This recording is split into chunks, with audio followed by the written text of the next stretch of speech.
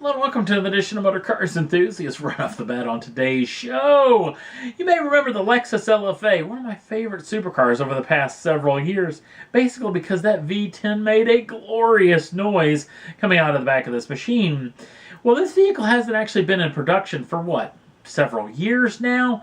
And now the trick is there's been a lot of this vehicle being spotted, a Nürburgring edition of the LFA, around the famed Nürburgring track, doing a lot of heavy testing and heavy camouflage, especially around the wheel wells, which got a lot of folks in the know thinking Lexus may be playing with something behind the scenes, maybe an all-new platform for a successor to the LFA, using the LFA as a test mule type situation. So we'll definitely keep you in tune if we hear more about this particular vehicle.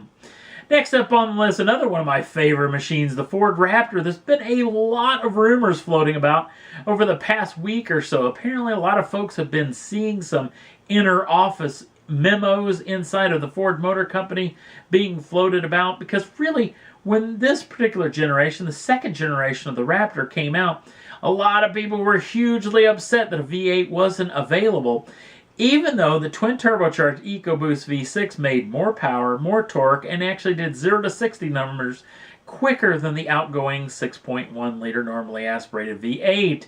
But a lot of folks have really been clamoring wanting a V8 in this particular vehicle. Now, the thing is that makes me think that this rumor may have a little bit more to it than normally would be. You might not remember this, but when the F-150 first got that twin-turbocharged EcoBoost V6, there was a lot of people pointing at the sheer fact that they thought that people wouldn't actually buy that particular V6. Ford people want V8s. They don't want, truck people in general don't want a turbocharged V6, but that thing sold amazingly well. A year and a half, 2 years later, after that thing launched, there was still a waiting limit for people wanting to actually get into one of those vehicles. So now that it's been, what, at least 2 years since the Raptor has been with us, and now all of a sudden this kind of situation has been rearing its ugly head again, so we'll definitely keep you in tune if we hear any more about this particular rumor floating about.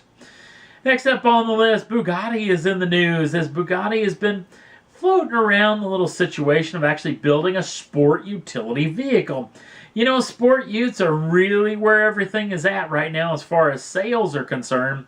So the sheer fact that Bugatti may be thinking about doing a sport utility vehicle is not hugely surprising.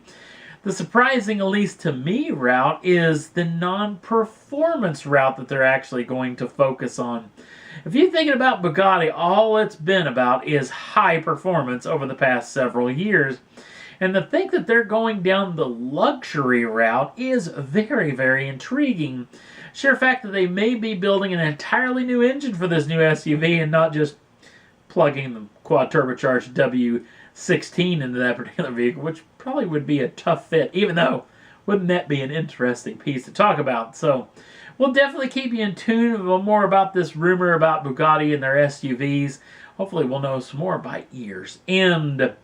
Well, we're heading right into the Spanish round of the World Rally Championship, and some of the 2019 silly season driver changes are becoming a little bit more apparent, including 3 new signings in Rally Spain to be talking about.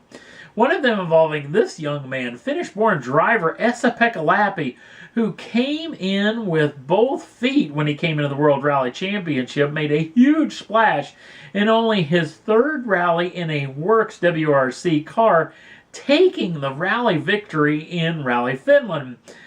Now the trick is, Scandinavian drivers always do well in Finland, so it's not a huge surprise, but still, 3rd rally in, this guy's quite the talent. But, sadly, his actual job at Gazoo Racing and Toyota is now going to be vacant, as this fella is going to be moving on up to the Citroen folks to team up with current world champion Sebastian Ogier, which is going to be an interesting lineup inside of Citroen.